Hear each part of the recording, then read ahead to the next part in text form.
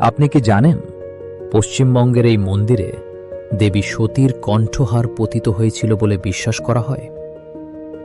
আজ আমরা চলেছি সেই পবিত্র সতীপীঠের ইতিহাস জানতে। ঘণ্টার ধ্বনি, ধূপের সুগন্ধ আর হাজার হাজার ভক্তের অটুট বিশ্বাস। পশ্চিমবঙ্গের বীরভূম জেলার সাঁইথিয়ায় রয়েছে এমন এক পবিত্র তীর্থস্থান যাকে হিন্দু ধর্মের অন্যতম সতীপীঠ বলে মানা হয়।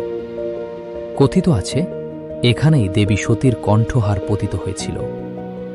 কিন্তু এই বিশ্বাসের পেছনের ইতিহাস কি? আজ আমরা কথা বলবো নন্দিকেশ্বরী সতীপীঠের পৌরাণিক কাহিনী, ইতিহাস, স্থাপত্য এবং ভ্রমণের সমস্ত তথ্য নিয়ে। ভিডিও শুরুতেই আপনাদের একটি তথ্য জানাতে চাই। সেটি হচ্ছে, আমরা আপনাদের এই চ্যানেলে 51 সতীপীঠ সিরিজ উপস্থাপনা করতে চলেছি। আজকের এই ভিডিও এই সিরিজের প্রথম অংশ। আমি আপনাদের সঙ্গে আছি আর আপনারা দেখছেন বাঙালি বাংলা ভ্রমণ। চলুন শুরু করা যাক আজকের যাত্রা। নন্দিকেশ্বরী সতীপীঠ পশ্চিমবঙ্গের বীরভূম জেলার সাঁইথিয়া শহরের প্রাণকেন্দ্রে অবস্থিত। ভারতের 51টি সতীপীঠের মধ্যে এটি একটি অত্যন্ত গুরুত্বপূর্ণ তীর্থস্থান। প্রতিদিন বহু ভক্ত এখানে দেবীর দর্শনে আসেন। শুধু পশ্চিমবঙ্গ নয়, ভারতের বিভিন্ন প্রান্ত থেকেও মানুষ এই মন্দিরে আসেন। মন্দিরে প্রবেশ করলেই চোখে পড়ে ভক্তদের প্রার্থনা, ঘণ্টার ধ্বনি এবং এক শান্ত আধ্যাত্মিক পরিবেশ। নন্দিকেশ্বরী সতীপীঠের ইতিহাস জানতে হলে আমাদের ফিরে যেতে হবে পুরাণের এক বিখ্যাত ঘটনার কাছে।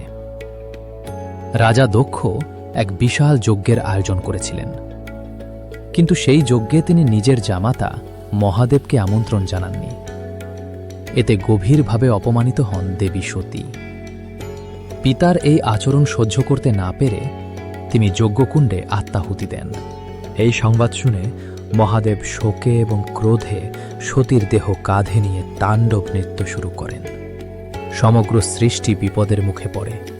তখন ভগবান বিষ্ণু তার সুদর্শন চক্র দিয়ে সতীর দেহকে বিভিন্ন খণ্ডে বিভক্ত করেন।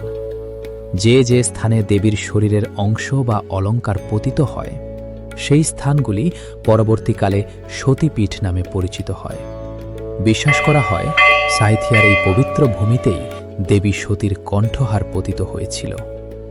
এই স্থানে দেবী পূজিত হন দেবী নন্দিনী রূপে, এবং এখানে দেবীর ভৈরবের নাম নন্দিকেশ্বর।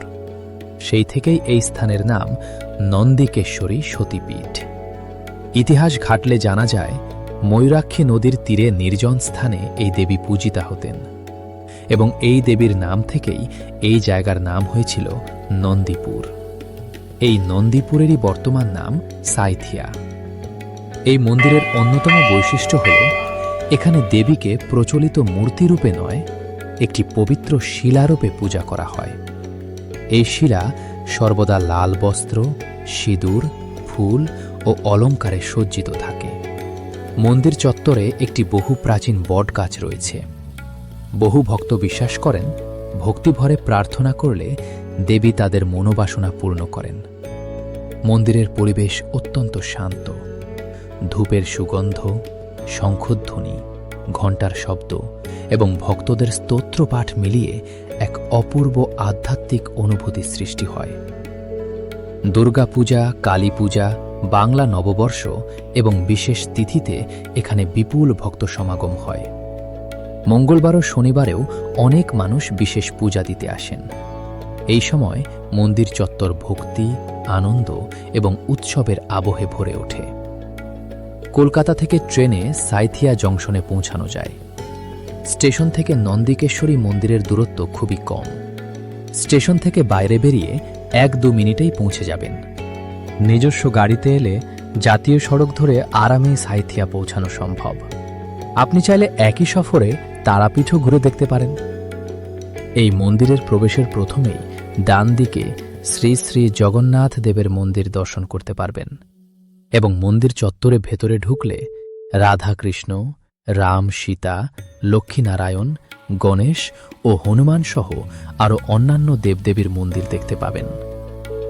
সকালে গেলে তুলনামূলক কম ভিড় থাকে এবং সুন্দর আলোয় ছবি বা ভিডিও তোলা সহজ হয়। মন্দিরে প্রবেশের আগে জুতো নির্দিষ্ট স্থানে খুলে রাখুন। ধর্মীয় পরিবেশের প্রতি সম্মান দেখান এবং মন্দির চত্বর পরিষ্কার রাখুন। সাঁইথিয়ার নন্দিকেশ্বরী সতীপীঠ শুধু একটি মন্দির নয়, এটি বিশ্বাস, ইতিহাস এবং বাংলার আধ্যাত্মিক ঐতিহ্যের এক উজ্জ্বল প্রতীক। আপনি যদি ইতিহাস, পুরাণ এবং ধর্মীয় স্থাপত্য ভালোবাসেন, তাহলে জীবনে অন্তত একবার এই পবিত্র স্থানে অবশ্যই আসুন। আজকের ভিডিও যদি আপনাদের ভালো লেগে থাকে তাহলে একটি লাইক করুন, বন্ধুদের সঙ্গে শেয়ার করুন এবং আমাদের বাঙালি বাংলা ভ্রমণ চ্যানেলটি সাবস্ক্রাইব করতে ভুলবেন না। কমেন্টে লিখে জানান পরবর্তী ভিডিওতে পশ্চিমবঙ্গের কোনো ঐতিহাসিক বা ধর্মীয় স্থানের গল্প দেখতে চান। ভিডিও শুরুতেই আপনাদের একটি তথ্য জানিয়েছিলাম, সেটি হচ্ছে আমরা আপনাদের এই চ্যানেলে 51 সতীপীঠ সিরিজ উপস্থাপনা করতে চলেছি। এই পথ চলায় আপনাদের পাশে থাকা ভীষণভাবে প্রয়োজনীয়। তাই আপনাদের সবাইকে আমাদের তরফ থেকে অনুরোধ, দয়া করে আপনারা যেভাবে ভালোবাসা দিয়ে আমাদের পাশে আছেন, এর থেকেও আরও অনেক অনেক অনেক বেশি ভালোবাসা দিয়ে আমাদের সঙ্গে থাকবেন। আবারও দেখা হবে নতুন কোনো ভিডিওতে, নতুন কোনো স্থানে। ততক্ষণ পর্যন্ত ভালো থাকুন, সুস্থ থাকুন। জয় মা নন্দিকেশ্বরী। নমস্কার।